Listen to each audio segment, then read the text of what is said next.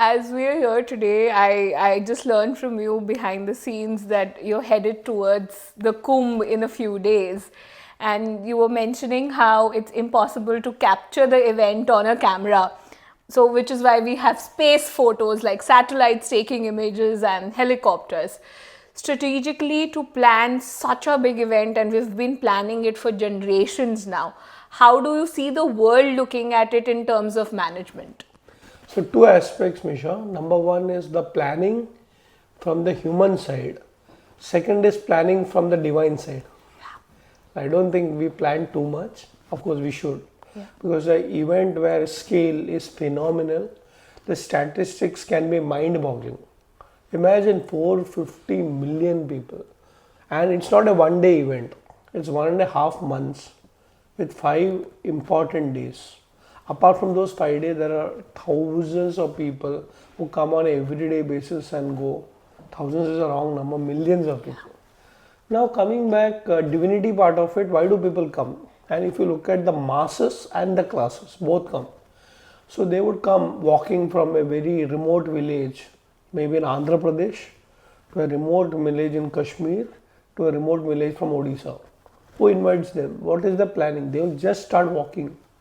They'll just get into a bus, train, no reservation. And the classes like us, we say, okay, where do we stay? Where is the flight ticket? Which is the place to go? I think it's a mix of both. But finally, everybody over there merges in front of the phenomenon called Kumbh. So if you have the Prime Minister of not only our country, but also I think the Bhutan Raja was there and so many Hollywood celebrities are there. Yet the millions of people who come, who are commoners, also play important role there. As far as management is concerned, and that's my area, I've been working on Chanakya. You're an expert on that area, sir. So I think the best management is to understand everything cannot be managed. Yet don't take it for granted. So from the human side, do your best. Of course, there are tools and techniques in which you can say, okay, so many people coming, so many people to stay, the arrangements, all this the government and the private players have to do. Yet, there's this one important factor that something unknown also has to be factored in. Like I will give an example in many of my sessions. Why do you put a fire extinguisher? It's not that you want a fire. Well, that's a backup plan. So I think from the human side, we should do our best. But from a divine side, just leave the rest. But then again, when the world is looking at us, there are various aspects. Like for example, when the year started, two most spoken about events globally, and in fact more among the Indian diaspora, were the world's largest Coldplay concert happening in India and the world's largest human gathering happening in India. By the time we reached end of January, we see these two events getting mixed. We see the Coldplay performers, after doing their concert, go to the Mahakumbh and take a holy dip. Similarly, there's also another aspect of various business personalities from all over the world coming down to Mahakumbh. Some most popular examples include Steve Jobs' wife flying down here, and she's going to be staying here throughout the entirety of Kumbh. Then we have a lot of other international business personalities coming down. So from Boardroom to Kumbh and then back to Boardroom again, I see Indian knowledge system as well taking an impact everywhere. How have you seen over the years Indian knowledge system make an impact in boardrooms and startups? Victor Hugo, a very popular writer and thinker, said, ideas can be resisted, armies can be resisted, but not an idea whose time has come. India is an idea and the time has come. Kumbh is just one example. I mean, it's a major example, it's a world event. And when you look at the comparison of a Coldplay event, it will be limited to a particular segment of society. Yes, definitely the music lovers, the youth will go in that stadium, maybe in a few cities in India. Okay, I know of one of my cousins who went to Ahmedabad and came and said, wow. But I think before that India tour happened, I was not even aware of what this Coldplay is, even though I'm a music lover and I follow music trend. So I think within the music industry, there is a segment which understands Coldplay, but the whole humanity is not just about music lovers. But that's where Kumbh is special. The whole human race across generations is coming to India, as you said, Right. the businessmen Right. to maybe celebrities, and even the Coldplay has to go there finally. So the whole idea that this kind of an events are mind-boggling. So I have seen from the same family 3 generations going, and those who are not gone will feel something was missed out. Yeah. So for example, I have not been able to go to Coldplay, but at least I am able to see something online. Yeah. But as I told, even going to Kumbh physically and just watching it on a video, there's a sea difference. So I say it's comparison of apples to oranges. You have to be there to Yeah. understand the phenomenon called Kumbh. Yeah. So, sir, diving a little deeper into the concept of boardroom, how do you see our knowledge system and our values, especially talking from the Chanakya perspective? You've spoken about Kautilya's Arthashastra and Chanakya at large all over the world. But how do you see now in terms of trends this impact picking up? So Indian knowledge systems is something that the world is carefully watching. And what are the reasons for it? Let's take the example of a boardroom. If you look at most of the technology companies, they're led by Indians. So with the Microsoft or the Googles, we're all there. Yet that's not the only thing. The best doctors in the world Yeah. come from India, best teachers, Yeah. best businessmen, best spiritual leaders. Yeah. So I think Indians have made a mark. Yet that's not enough. So coming to IKS, Chanakya is one part of it. What about yoga? What about Ayurveda? What about systems like music? Bollywood is there. So I think if you look at the big picture globally, people are watching India very carefully. Look at the influencers on the social media. They're no more small. They are making an impact. And Yeah. of course, if you look at the last 2-3 years, we are the most heavily populated country in the world. Yeah. So we have the numbers, we have a knowledge system, and we have already achieved it. Yeah. Yet there is more to go. Yeah. Much more to go, definitely. So if you look at IKS, it's available and its application can be in various fields, even in communication. Let's say you're doing public speaking. And I remember this when we were in school or college days, elocution. Yeah. So we had something called a jam, just a minute. Yeah. Okay. Now there you can't speak in detail. You have a lot of knowledge, but you have to summarize in that 1 minute. Yeah. That's why called jam. And in our communication tools in IKS, this kind of systematic short answers or short speeches is called as samasa. But the other is also true. The other way, if you look at it, I give you a topic, now you speak for 1 hour. Now many people can't do that. Either they like Yeah. short or long formats. Yeah. If you look at YouTube also, we have both Yeah. the shorts and Yeah. long formats. Now that is called Vyasa. So the topic would be the same, but as a communication tool, can I say it in 1 word, 1 sentence, or can I expand it? So I think psychologically also there are so many aspects of IKS that our generation is not even aware of. Right. Very interesting. So now that has expanded into different platforms. The 60-second, 90-second platform is different. The 1 hour platform is different. The in-between aspect of it platform is different. And then there is ones where all of them intermingle together and give you an information overload of sorts. So we don't really know what to consume. But circling back to the topic of books, sir, so I wanted to ask, your books have extensively explored the wisdom of Indian Shastras. How do you see contemporary leaders, whether in government or corporate boardrooms, implementing or referring to this in their decisions? Here I like to thank Jaco and all of you, the whole team. The reason being that my first book, Corporate Chanakya, it actually made a phenomenal difference to me and of course the whole book world. I remember we have been strongly doing sales for the last 14-15 years now. Yeah. So 2010, we are in 2025. And wherever I go, I've traveled almost 20-25 countries. And they have actually mentioned, oh, the Chanakya book, Corporate Chanakya. Of course, there are many more, Yeah. right up till 100 sutras. Now I can give hundreds of examples where they have actually been used by startups to multinational conglomerates. I like to give two examples over here. I remember, I was in Chennai. Okay. I was doing a corporate talk. Okay. So I was doing corporate talks anyways, but after Corporate Chanakya, thanks to JCO's phenomenal distribution system, I get more opportunities. So I was in Chennai. So one person comes, during the, I think, dinner break, and said, I want to share something with you. Okay. Okay. Saying that because of you, I left my job. I said, what happened?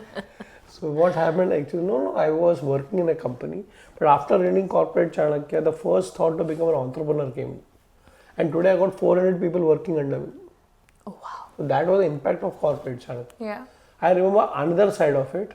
Now here it's not giving up job, it's getting a better job. So one person actually read my book, gifted by his wife. He was actually going to attend an interview in one of the multinational Indian companies. Okay. He was doing phenomenally well, but his wife told him to try this. There's an ad in Okay. the paper and you're good. Now, his wife told, remember, you have experience, you have technical know-how, but finally you will not get the job because of these two. Right. You will get only because you have a strategic input. Yeah, absolutely. So, and that's where his wife said, read Corporate Chanakya. And he also met me and he shared something very phenomenal. He said, when I went on the interview board, he was asking me questions which I was very familiar with. I was answering questions from Corporate Chanakya. The interview got over, it lasted for 2.5 hours. Oh. He was asking, I was answering, he was asking and all. At the end of it, I went to the washroom, he was also there. And he's sharing something. And I can't share this with all the people in the interview board. But I can definitely tell you, did you read Corporate Chanakya and come? So the interviewer was asking questions from Corporate Chanakya. And the one getting interviewed was actually using techniques from Corporate Chanakya. Now, corporate boardrooms or be it academics, it's a very well respected book. And when I say respected, it's also the most recommended book. Yeah. I know of groups like maybe Tata's, Mahindras, Reliance and all, making this part of their welcome kit for the trainees who come and join. They say, okay, welcome to Tata. We have a 1 month orientation period. Here is the book you should read. So I think again I go back and say, I think together, my knowledge, my research, yet in a book format, what JCO has done is phenomenal. Thank you. You're most welcome, sir. So just as you mentioned that a lot of big management firms and conglomerates have it part of their syllabus, and how syllabus welcome kit, big colleges have it as syllabus. It sparked that enthusiasm about entrepreneurship so many years ago, and as we sit in 2025 today, we know that, and we're seeing it all around, that India is experiencing a startup boom. You think that this corporate Chanakya enthusiasm that picked up so many years ago, it paved the way for the country to reach here. How do you see those concepts from corporate Chanakya being used by startup industry specifically today? So I remember, I had done lot of activities to promote the book. The year 2010, Akash and all the other team members at JCO, we said, let's promote it. I actually traveled 14 cities to promote Corporate Chanakya then. And we did a massive exercise to go and talk to journalists, to actually do a PR campaign. It was not very strategically planned, but we went on and on. I want to mention one interesting book review that came in, I think it was Hindustan Times. Of course, all the major newspapers covered it up. And Hindustan Times, after reviewing the book, had a very interesting one-line punch, as we say. India from now onwards will stand and grow on its own steam. Oh, yes. And it was a business section. So somewhere, Indians have arrived, but it's not the Western way of growing India. It's Indian way of growing India.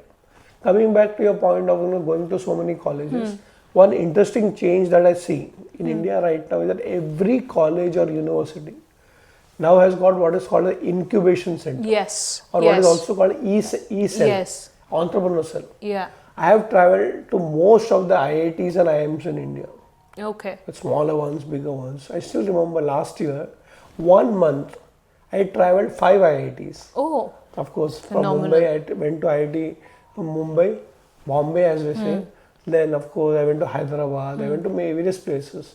But what was interesting is all these 5 IITs that I covered in 1 month was only the invitation that I got from the incubation centers. Yes. So all the young boys and girls want to be businessmen, startups.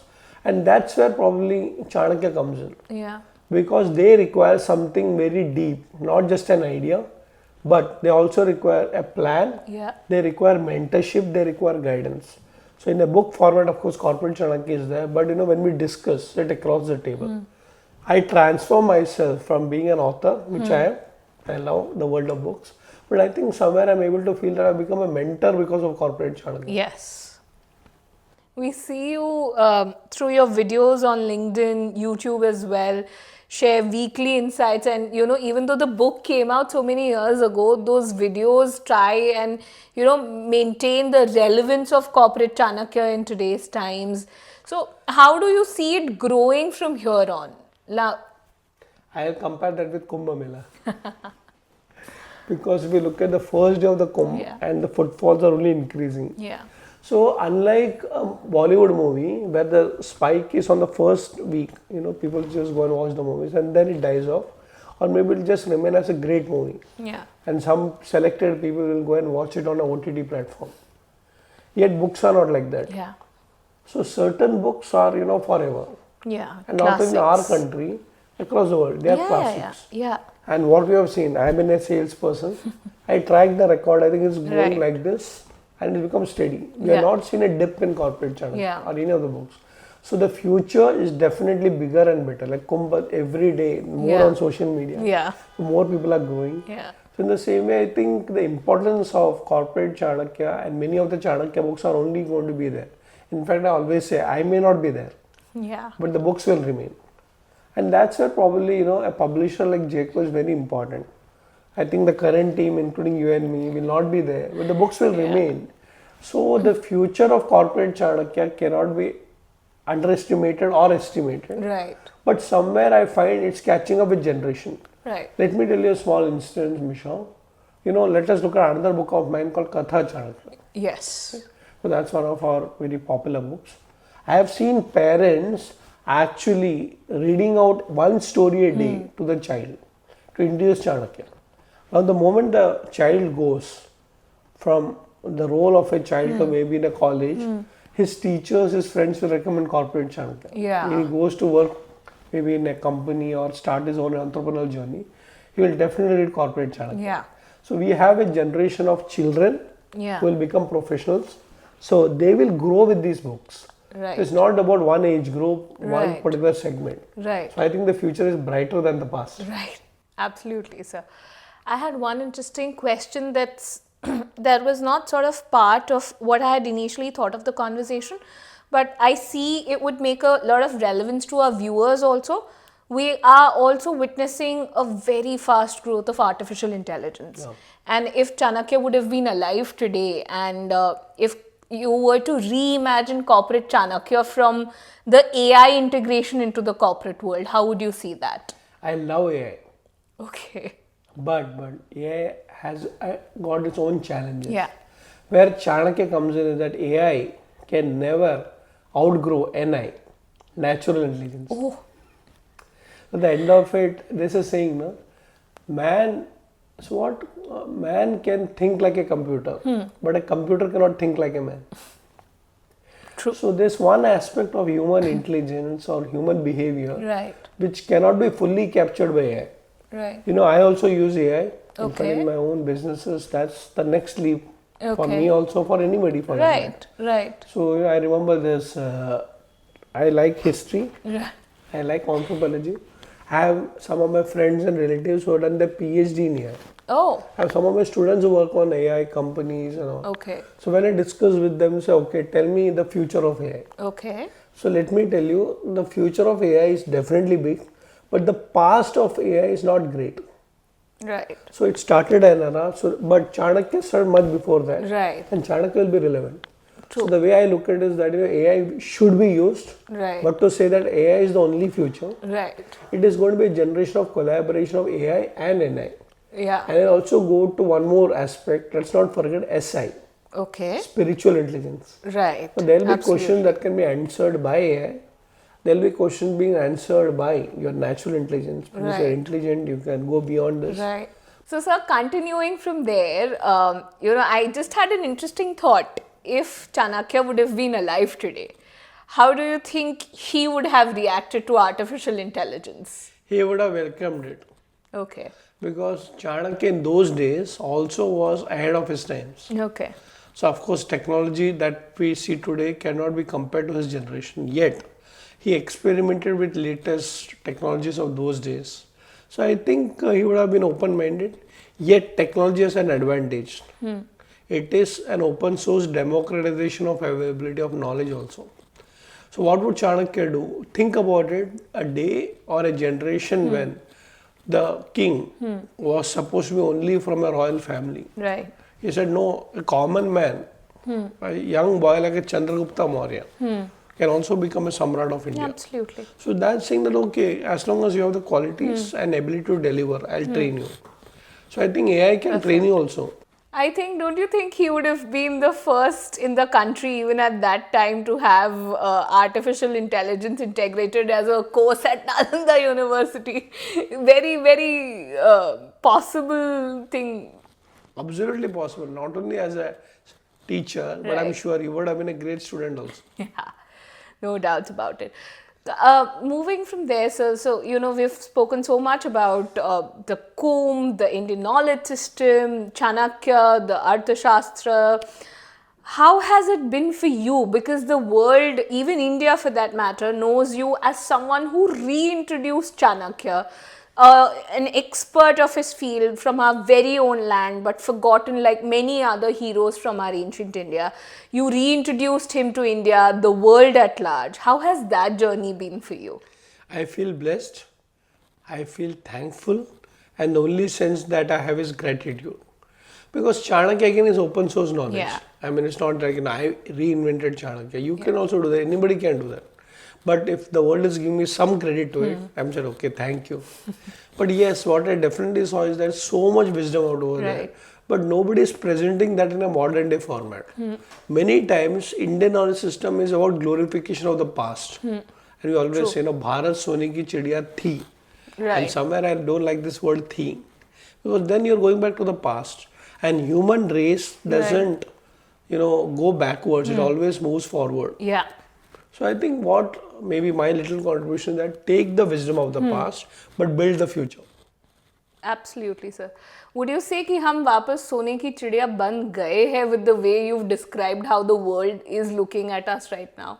So again, as we move forward, it's not Sone ki chidiya, probably Hire ka Garud. Fantastic. A new thing that we're devising right here today. Hire ka Garud. Phenomenal.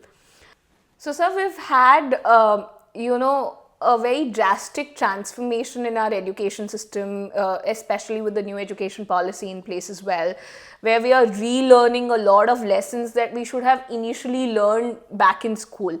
One such example that comes to mind is just a very tiny paragraph in our history books about Chhatrapati Shivaji Maharaj, where very big universities in the West had Chhatrapati Shivaji Maharaj's battle case studies as a part of their management curriculum. And why are we seeing it now that, our own culture, theory and people are coming back to us after the West has accepted them? And we are now adapting to it after all these years. How do you see that, having taught internationally as well? So what I like about the international curriculum, they're ready to experiment a lot. Yeah. So I travel across the globe, I teach in some of the best universities, Ivy Leagues also. And I find if you give them an idea, say, okay, let's try it out. Okay. Because, that's, I think, a great quality they have. You go with an idea and they say, okay, let's try it. So it's Chhatrapati Shivaji Maharaj, Chanakya. You can even talk about Ahilyabai Holkar. If you tell them there was a great woman leader, okay. And they like to put into formats, Right. structures. Right. And they will make it a part of the curriculum. In India, that's happening now. Okay. So as you said, national education policy and has got emphasis on IKS and also local management techniques. So, for example, in let's say Karnataka, they'll be talking a lot about the local heroes. Today, if you go to Kerala, they're talking about the kings from Kerala also, their Okay. management techniques. Okay. So, I think it's very important that we should not neglect the West. Absolutely. When people say, India should actually have a syllabus of its own, I say, yeah, that's true. But, I think it should be more like a 80-20 rule. Okay. So 80% Indian, 20% coming from abroad. Okay. Because what will happen then, you will be in a cocoon and you'll only glorify your past. True. See, localization, nationalization is so important. But today is a generation of globalization. So if they are able to do it, they are able to take Indian ideas, we should also take up their ideas. Right. Till now it was only Western ideas. Right. Collective learning. And that's why I Right. think I respect the West. And I think we should also include them in our curriculum. Right. And make sure our curriculum goes into their curriculum. Right. Absolutely. Okay. So, sir, we have, as we've spoken and touched down a little bit on history also. There were these terms before Christ and AD, Anno Domini, BC and AD. And now, as the Gen Z or the new generation would put it, we live in the era of pre-COVID and post-COVID, right? So there have been a lot of changes in terms of management systems functioning, be it in boardrooms or in the real world. Right. How have you seen this transformation evolve, and in what aspects post-COVID specifically?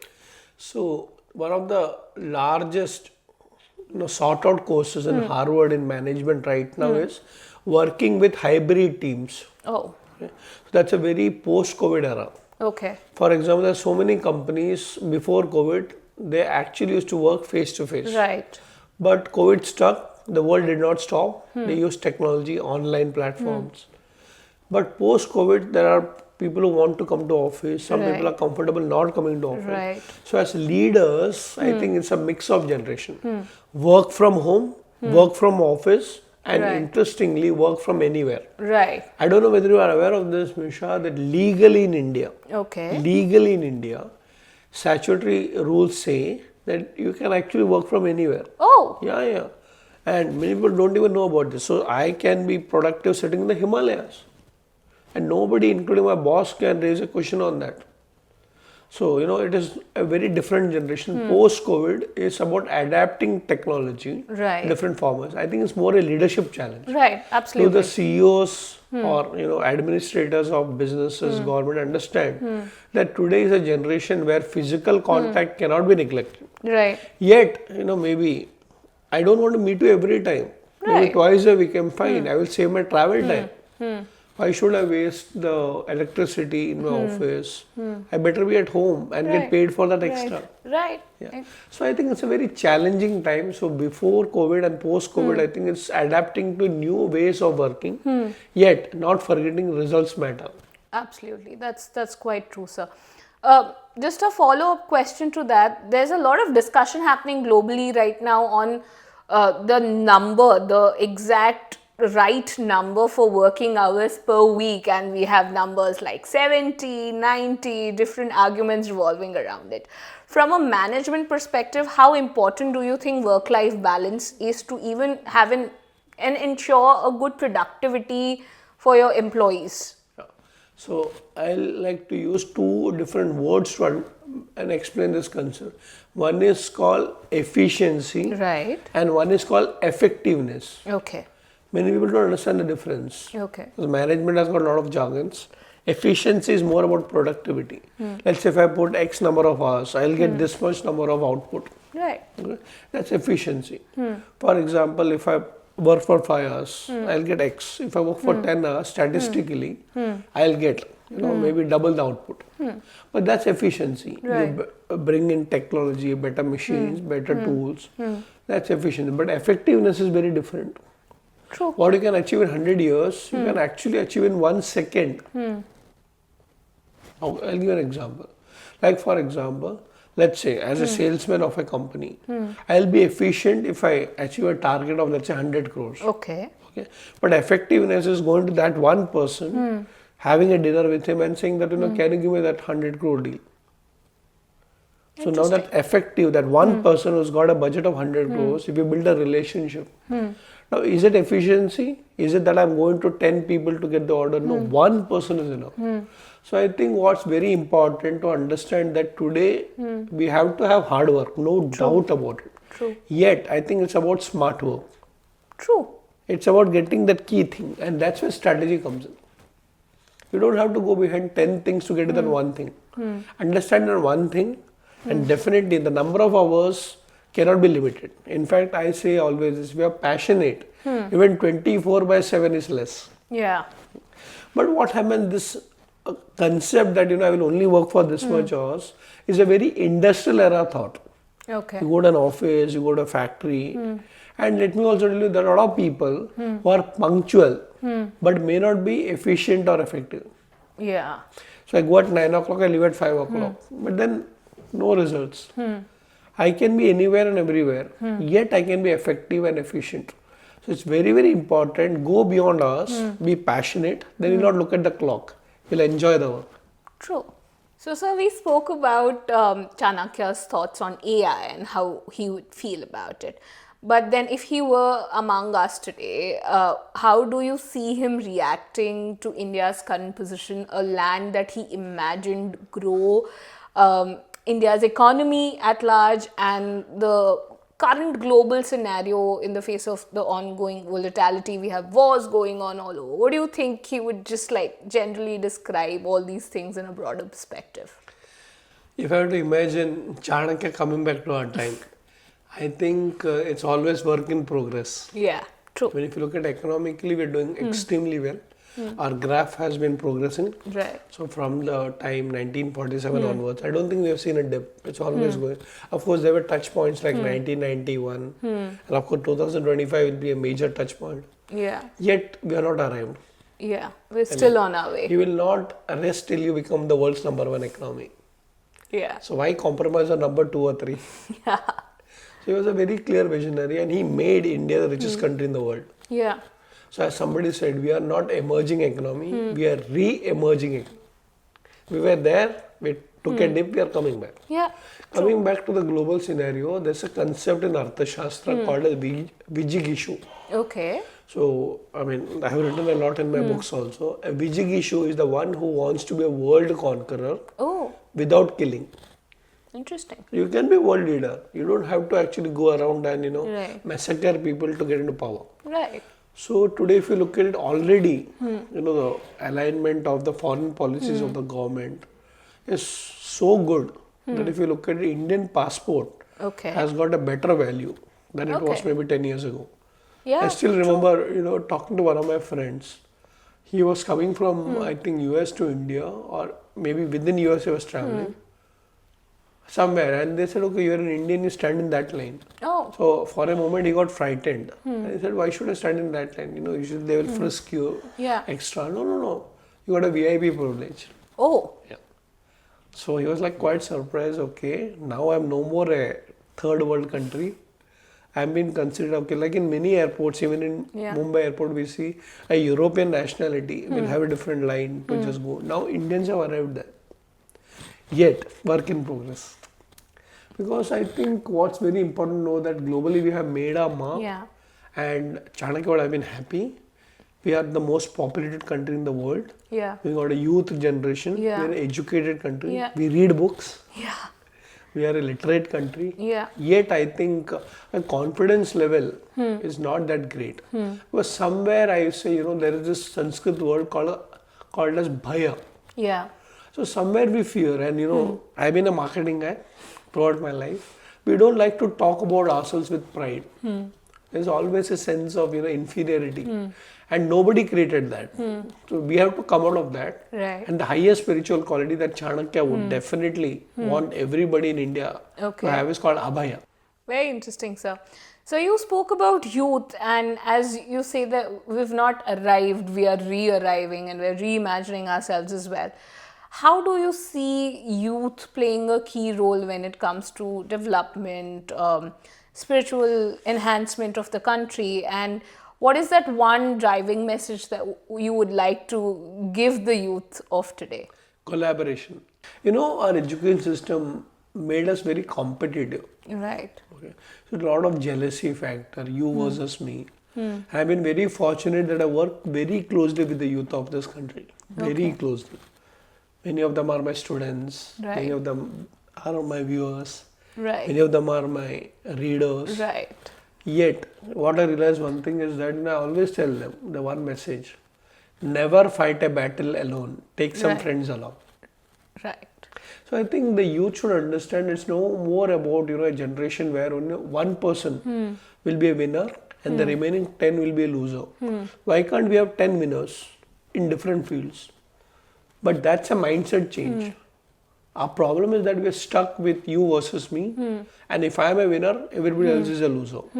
I also tell my classes that I take in universities, even if one student fails in the class, the whole class has failed. Absolutely. So it's a generation of collaboration, and it's a generation where if you know something which is better than the other person, please share it. I think caring is very important. The youth just need a direction. Swami Chinmayananji, I've been brought up in Chinmaya Mission. He was a great spiritual leader, and he had a lot of faith in the youth. He said something very phenomenal. I was active in Chinmaya Mission youth wing when I was young. So his famous quote was, youth are not useless. They are used less. Youth are not careless, they are cared less. So care for the youth, give them some mission in life. They will not only prove themselves, they will actually deliver more than what you can expect them to do. 100%. On that note, I would just like to end with asking a recommendation from your end. You spoke about mindset, the change that needs to happen there for the youth of the country. Which book out of all the vast knowledge that you've put in your books would you recommend the youth to read when it comes about mindset and reflecting on changing mindset? I'll tell you, I remember the first book of mine, Corporate Chanakya, when it came out. So, year 2010, two things happened. I became an author, and we also had a daughter arriving. So, between me and my wife, Surekha, we have this discussion. You became a mother, you delivered a baby girl, I delivered a book. So, I also know what is motherhood in a different way. So, if you ask an author like me who's written so many books on Chanakya, and especially with Jayco, it's very difficult to choose between which is my favorite child among all that, because all of them is a labor of love. The editors, people like you who have been the marketing side, the management, everybody has worked very hard. But since you asked this particular question, which would you say? I would say all. But then, for a mother, the first child is the first, experience of motherhood. So I think Corporate Chanakya. Yet, the last book, 100 Sutras. So I would say start with one, either Corporate Chanakya or 100 Best Sutras. But don't forget to read all in between also.